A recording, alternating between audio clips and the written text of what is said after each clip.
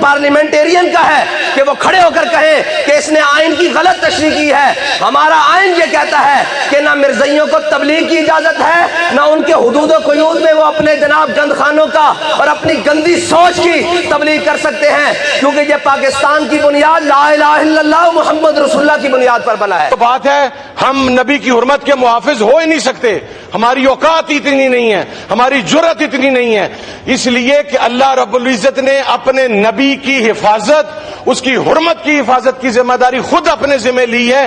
ہم تو اپنی آخرت بچانے کے لیے اور اپنی قبر کے لیے نبی کی حرمت کی بات کرتے ہیں. اس سلسلے میں میری ریکویسٹ ہے کہ یہ جو آئین کو ری رائٹ کیا گیا ہے، قرآن و سنت کے احکامات کے خلاف فیصلہ دیا گیا ہے، شاعر اسلام کا مذاق اڑایا گیا ہے، قرآن پاک میں تحریف کی اجازت دی گئی ہے. یہ پاکستان میں نہیں ہو سکتا کہ کوئی ہمارے لاکھ سیاسی اختلافات ہوں گے، لیکن یہ نہیں ہو سکتا کہ کوئی آدمی اپنی مرضی سے 2 بندے بیٹھے، 3 بندے بیٹھے اور وہ قرآن پاک میں تحریف کی اجازت دے دیں. کیا آپ ایک عمارت کی 4 دیواری کے اندر بیٹھیں گے اور پھر وہاں پر آپ جو مرضی تحریف قرآن کے اندر کر لیں؟ میں یہ اللہ اکبر، نعرہ رسالت، میں یہ مطالبہ کرتا ہوں کہ یہ ایوان بھی اپنی ذمہ داری پوری کرے اس حوالہ سے، اور آپ اس حوالہ سے ایک کمیٹی بنائیں، سپریم کورٹ سے بات کی جائے کہ آپ نے آئین پاکستان کو ری رائٹ کیا ہے، آپ نے آئین کی روح سے کھیلا ہے، اور جن ججز نے یہ کام کیا ہے انہیں انصاف کے کٹہرے کے اندر لے کر آنا چاہیے.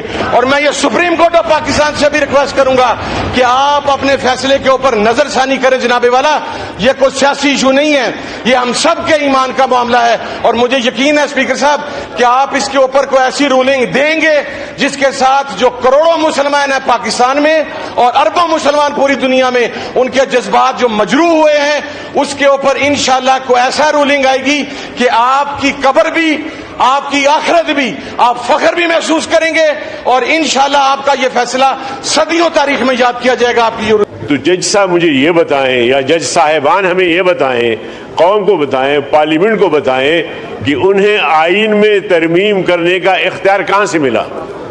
آئین کی تشریح، آئین میں ترمیم وہ نہیں کر سکتے.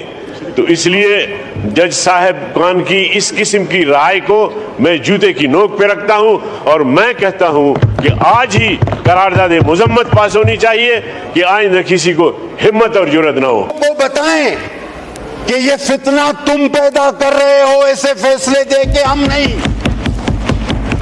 یہ فتنے نہیں ہونے چاہیے، یہاں تک تو میں آپ کے ساتھ ہوں، لیکن فتنہ پیدا کرنے والے کو کتنی بڑی سزا ملے گی؟ ایک بار پھر ماشاءاللہ کھڑے ہو کر یہ بھی بتا دیجئے کہ جو اس 25 کروڑ عوام میں فتنہ پیدا کرتا ہے، جو پتہ نہیں کتنی لاکھوں میں تنخواہیں لے کر اس قوم کو اپنی قلم کے ذریعے اس آگ میں جھونکنا چاہتا ہے، ہمارے ایمانوں پر ضرب لگانا چاہتا ہے، ہمارے جذبات پر کھیلنا چاہتا ہے، اس کو کتنی بڑی سزا ہم دینے جا رہے ہیں، یہ بھی پتہ ہونا چاہیے. جی لہذا میں سر اسپیکر صاحب آپ سے درخواست کروں گا، میں میں اپنے بھائیوں سے اپیل کروں گا، کوئی کمیٹی نہ بناؤ.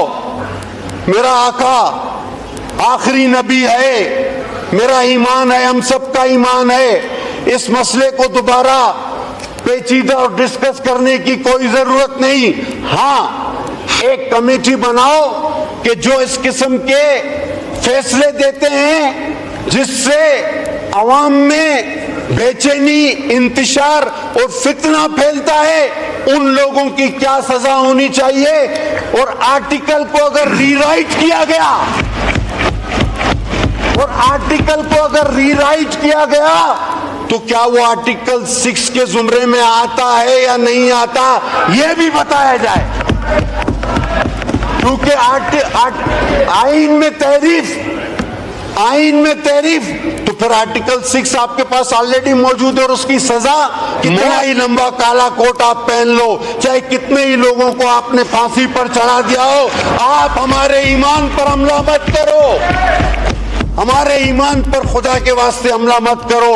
حضرت محمد مصطفیٰ صلی اللہ علیہ وسلم کی جو شان ہے وہ ہمیشہ رہے گی، تم کچھ نہیں کر سکتے. بہت شکریہ جناب.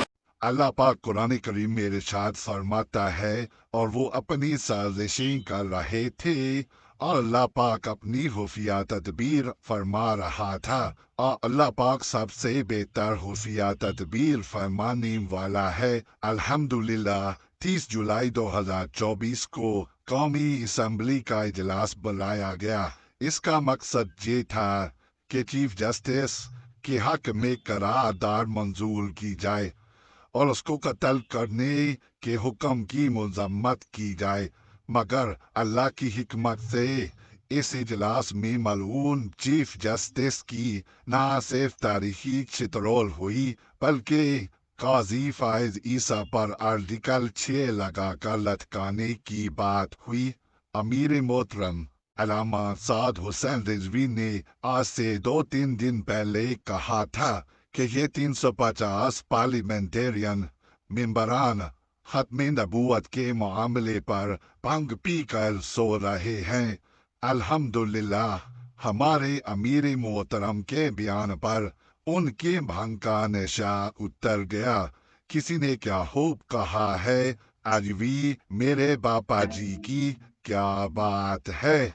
हाफिज साद हुसैन रिजवी का बयानिया कौमी असम्बली में भी पहुंच गया। तमाम पार्लियामेंटेरियंस ने तरीके लबैक की हमायत में भरपूर ऐलान कर दिया और जस्टिस काजी फायज ईसा को अदारे खत्मी नबूवत करार दिया गया।